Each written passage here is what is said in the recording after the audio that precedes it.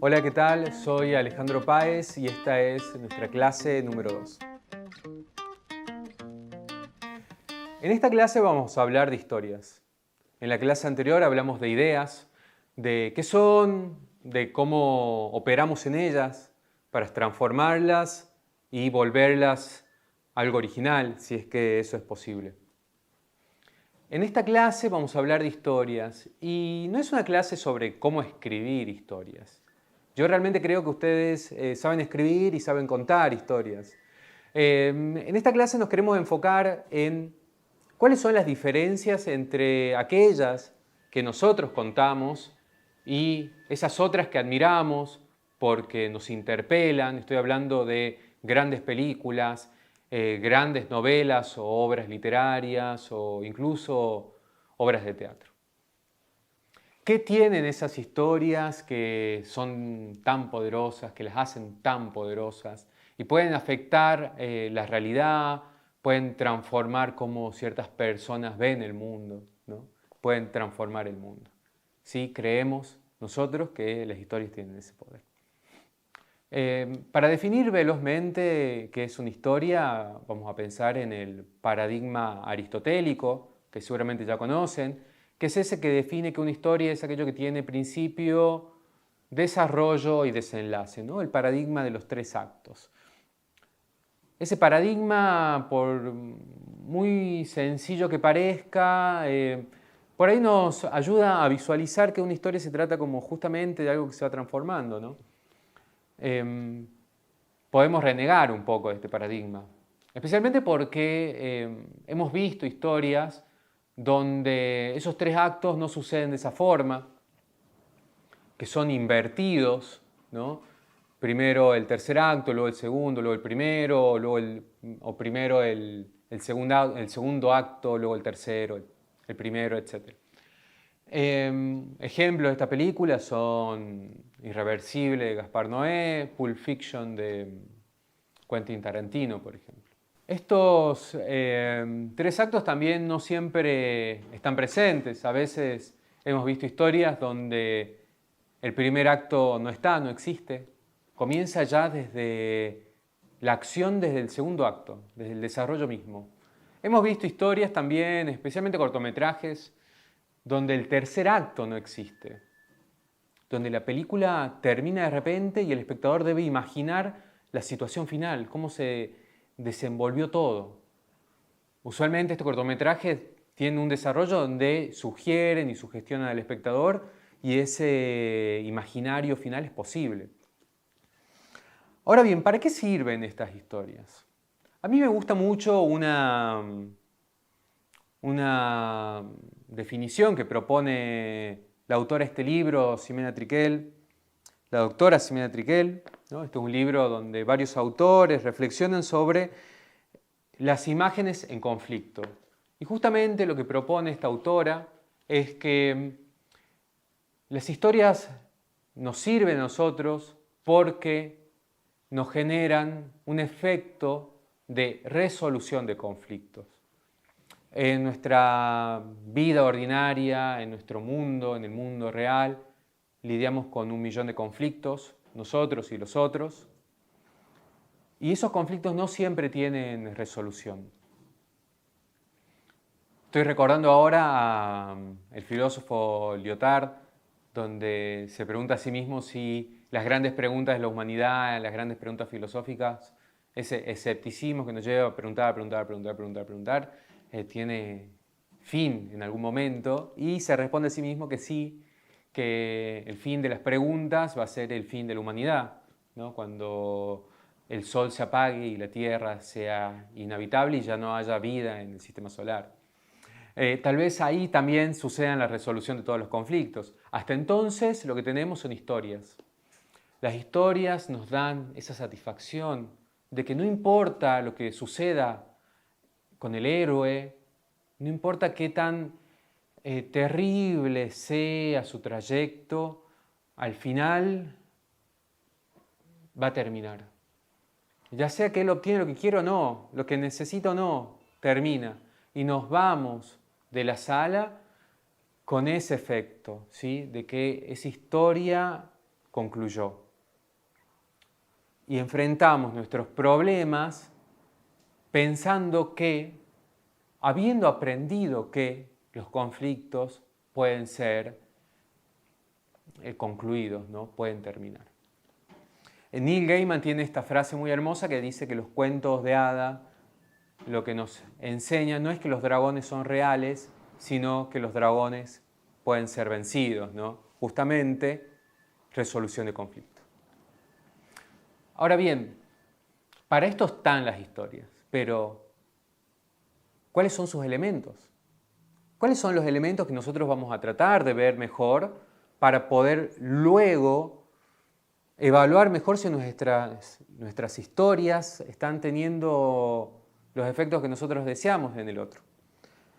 Para eso quería traer a la clase a este autor, Joseph Campbell, y este libro, El héroe de las mil caras, donde Joseph Campbell, tomando a Carl Jung y sus estudios de los arquetipos y del inconsciente colectivo, detecta que las historias de los relatos religiosos, los cuentos infantiles, que las historias de las tribus, en especial tribus del norte de Estados Unidos, tenían algo en común, tenían una estructura en común. Una estructura que de alguna forma era universal y que todos los seres humanos podíamos entenderla con facilidad. Es más, la utilizábamos para contar historias. Esa estructura es conocida luego como el camino del héroe. Un camino que de alguna forma todos los héroes se emprenden. Un camino que en realidad lo que describe es que hay una estructura circular donde el héroe se encuentra en su mundo ordinario, que es vida, es orden, y tiene que adentrarse en lo desconocido, que es caos y es muerte, para luego emerger de ese mundo desconocido, dominando, siendo amo de ambos mundos, llevando el elixir a su comunidad que estaba siendo azotada por el mal, el flagelo, el hambre, etc. A lo largo de este recorrido circular, el héroe se va a enfrentar o se va a encontrar con distintos personajes arquetípicos que van a ejercer distintas funciones. Son justamente esas funciones las que son arquetípicas. Vamos a poner de ejemplo el arquetipo de la madre, ¿no? Que en realidad es la diosa del amor o la diosa que nos da el don del amor. Le da a nuestro héroe el don del amor, le enseña a amar. A ver bien, este personaje no siempre es la madre. Nuestro héroe puede aprender lo que es el amor a través de una mujer a la cual él ama, del cual está enamorado. Puede aprenderlo incluso si esa persona de la cual está enamorado es un hombre, digamos. Puede aprenderlo incluso de sus hijos, ¿no? De sus hijes, de su hija, de su hijo, etc. El arquetipo de la diosa que enseña el amor, que nosotros asociamos rápidamente al de la madre, puede encontrarse en distintos lugares. Puede encontrarse en distintos personajes, porque no se trata del personaje, se trata de la función que ejerce en la historia.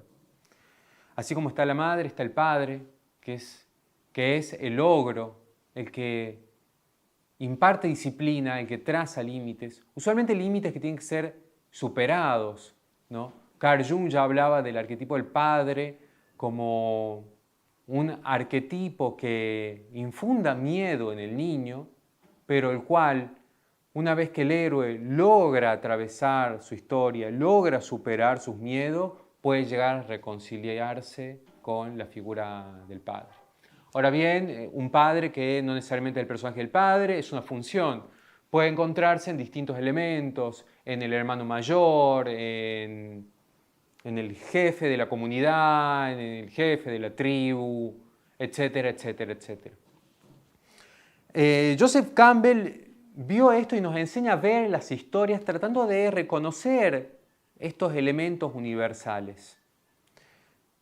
Robert McKee, un gurú del guión, muy interesante, él dice que la diferencia entre las historias que nos impactan y las que no, es que las que los impactan, las que logran impactar, trabajan justamente formas universales, mientras las que no trabajan simplemente recetas o fórmulas de cómo contar historias. Y que una historia nunca se tiene que tratar de los misterios de cómo contar una historia, sino se tiene que tratar de las grandes estructuras que rigen la forma en la cual nosotros conocemos el universo, que justamente es adentrarnos en lo desconocido. Esa transición entre lo ordinario y lo desconocido usualmente está arquetipado como una cueva, ¿no? La cueva más profunda, un lugar de inflexión donde ya no hay vuelta atrás, donde atravesamos ese lugar que también es temible, también inspira temor y peligro. Si no lo hacemos, si no atravesamos esa cueva, nunca vamos a aprender lo que necesitamos para operar con mayor poder y eficacia en el mundo ordinario, ¿no? Por eso el héroe vuelve transformado y vuelve con el poder de transformar a su comunidad también. Quería mencionar a Robert McKee porque Robert McKee, la primera vez que yo lo veo a él, que sé quién es, me entero de su existencia, es una película de ficción documental, ¿no? Esas películas que borran los límites, que se llama El ladrón de orquídeas.